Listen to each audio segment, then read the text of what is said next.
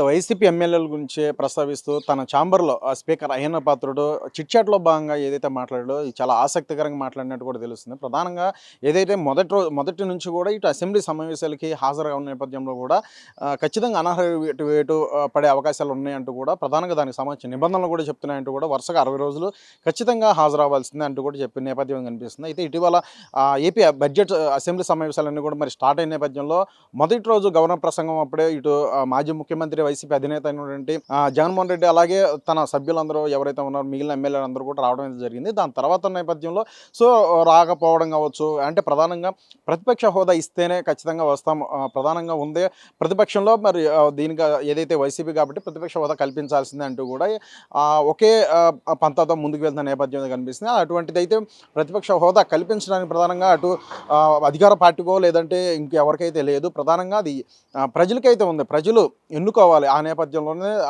సరిపడా ఏదైతే ఆ సంఖ్యాబలం ఉంటేనే ప్రతిపక్ష హోదా అనేది కలుగుతుంది అంటూ కూడా ఏదైతే దానికి సంబంధించిన నిబంధనలన్నీ కూడా చెప్తున్నాయంటూ కూడా పదే పదే ఇటు స్పీకర్ అయ్యన్న పాత్రుడు కావచ్చు, అలాగే డిప్యూటీ స్పీకర్ అంటే రఘురామకృష్ణరాజు కూడా తెలిపిన సందర్భాలు కూడా చూసినాం.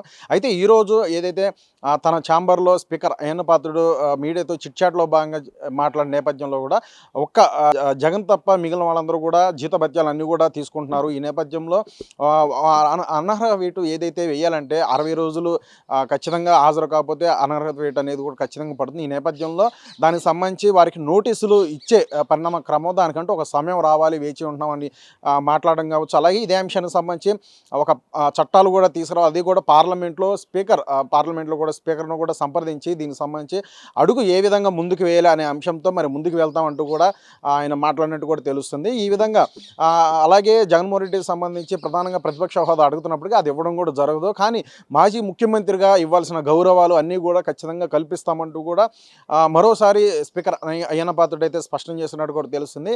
అలాగే ఈ యొక్క సందర్భం నేపథ్యంలో కూడా తనకి ఎదురైనటువంటి ఒక అనుభవం నేపథ్యంలో కూడా మాట్లాడినట్టు కూడా తెలుస్తుంది. ప్రధానంగా ఏదైతే విశాఖపట్నం సంబంధించి ఏదో ఒక కార్యక్రమం నేపథ్యంలో ఆనాటి ఎవరైతే ఉన్నారో సీఎంగా ఉన్నటువంటి వైఎస్ రాజశేఖర రెడ్డి వెళ్ళిన ఆ కార్యక్రమం సంబంధించి ఆ ప్రతిపక్ష ఎమ్మెల్యే ఉన్నటువంటి అయ్యన్న పాత్రుడు కూడా వెళ్ళడం, ఆ నేపథ్యంలో చాలా మర్యాదపూర్వకంగా మాట్లాడమే కావచ్చు. అలాగే అక్కడ ప్రోటోకాల్ అనేది కలెక్టర్ పాటించిన నేపథ్యంలోనే రాజశేఖర రెడ్డి ఆయన మీద మందలించినట్టు కూడా తెలుస్తుంది.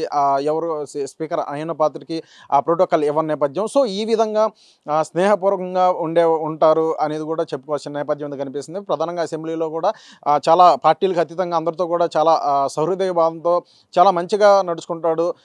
ఏదైతే ప్రజా సమస్యల మీద ఏదైతే ఇటు విమర్శలకి ప్రతి విమర్శలు ఘాటుగా స్పందించినా సరే బయటకు వచ్చేసరికి చాలా స్నేహపూర్వకంగా ఉంటారు. ఆ యొక్క సంస్కృతి అనేది రాను రాను కూడా ఈ విరోధుల్లో మారుతూ ప్రస్తుతం అది ఎక్కడ కూడా కనిపించట్లేదంటూ కూడా కాస్త ఆవేదన పడుతూ కూడా మరి ఆయన అయితే మాట్లాడినట్టు కూడా తెలుస్తుంది. ఆ నేపథ్యంలో ఇప్పటికే మండలి ఏదైతే ఉందో కౌన్సిల్ దానికి సంబంధించి ఒక పెద్దల సభ అంటారు, పెద్దల ఎవరైతే మేధావులకు సంబంధించి సభ అంటూ కూడా వర్ణిస్తారు. ఆ నేపథ్యంలో అక్కడ ప్రస్తుతం అక్కడ పెద్దల సభ అన్నప్పుడు కూడా అక్కడ ఎవరికి కూడా పెద్దగా ఆలోచించే ధోరణి ఎక్కడా లేదు. ఆ విధంగానే సభ ఇప్పుడు ఏ విధంగా అక్కడ నడుస్తుంది అనేది కూడా అందరికీ తెలిసిన విషయం అంటూ కూడా ఆయన మాట్లాడడం కావచ్చు. చిట్చాట్లో భాగంగా ఇలాగ అనేక అంశాలకు సంబంధించి మాట్లాడిన నేపథ్యంలో సర్వత్రా ఈ యొక్క అంశాలకు సంబంధించి కూడా ఆసక్తి నెలకొందని చెప్పొచ్చు. ప్రధానంగా వరుసగా 60 రోజులు మాత్రం హాజరు అవ్వకపోతే ఏ సభ్యుడైనా సరే దానికి సంబంధించి అనర్హ వేటు పడే అవకాశం అయితే ఉంది. ఈ నేపథ్యంలో మొదటి రోజు గవర్నర్ ప్రసంగం రోజు వచ్చారు కాబట్టి అది ఏదైతే అది హాజరు అయినట్టుగా